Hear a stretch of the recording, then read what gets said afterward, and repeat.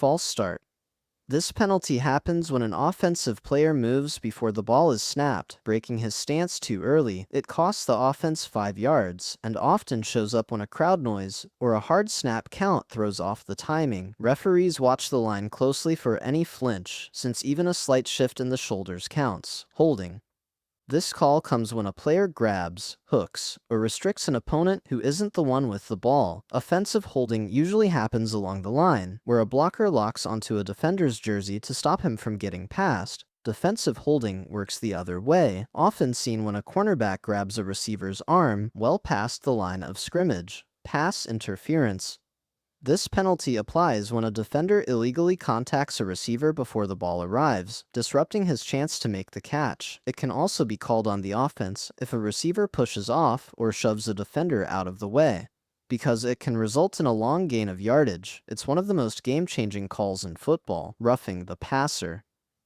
This flag protects the quarterback once he has released the ball or is clearly in a defenseless position. Hits to the head, landing with full body weight, or driving him into the ground unnecessarily all fall under this rule. The league tightened these standards over the years after a string of serious quarterback injuries. Unnecessary roughness.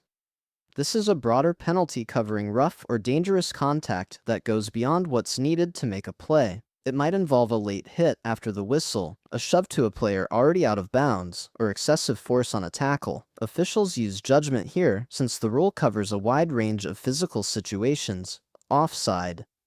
This happens when a defensive player crosses the line of scrimmage before the ball is snapped. It's a common false start counterpart on the other side of the ball, often triggered by a defender trying to time the snap and jumping too soon. The penalty gives the offense a free 5 yards. Delay of game. This penalty is called when the offense fails to snap the ball before the play clock runs out. It usually happens when a team is scrambling to get its personnel set or hasn't finalized a play call in time. Cold weather games sometimes see more of these, since frozen fingers and slower communication add extra seconds. Illegal formation. This flag comes up when the offense doesn't have the required number of players on the line of scrimmage before the snap. Teams sometimes shift into different formations right before the play, and if the numbers aren't correct when the ball is snapped, the penalty follows. It's a smaller infraction, but one that resets the down and costs yardage. Personal foul. This is a general category for actions that go against the spirit of fair, controlled play. It can include headbutting, tripping, or hitting a player in a way not directly tied to making a tackle. These calls carry weight because they often involve conduct outside the normal physical contact of the game. Taunting. This penalty targets actions meant to demean or provoke an opponent rather than simply celebrate a play. It might be a prolonged stare down, a gesture toward another player, or trash talk that crosses into confrontation. The league has adjusted its taunting rules multiple times, trying to balance personality with sportsmanship. Illegal motion. This happens when a player in motion before the snap is moving toward the line instead of parallel to it, or when the timing of the motion doesn't align with the snap. Only one offensive player is allowed to be in motion at the snap, and any deviation from the rule draws the flag. It's a subtle penalty that often goes unnoticed by casual viewers. Facemask.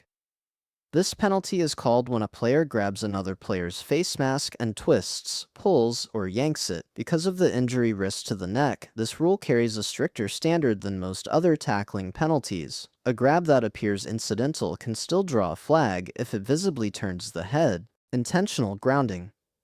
This applies when a quarterback throws the ball away with no receiver nearby simply to avoid a sack.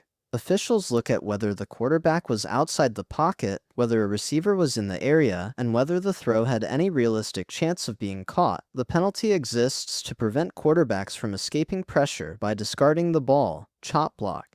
This penalty involves two offensive players blocking the same defender at different levels, usually one high and one low, at the same time. It's considered dangerous because it can trap a defender's legs from multiple angles. Rules around this type of block have tightened significantly to reduce knee and ankle injuries.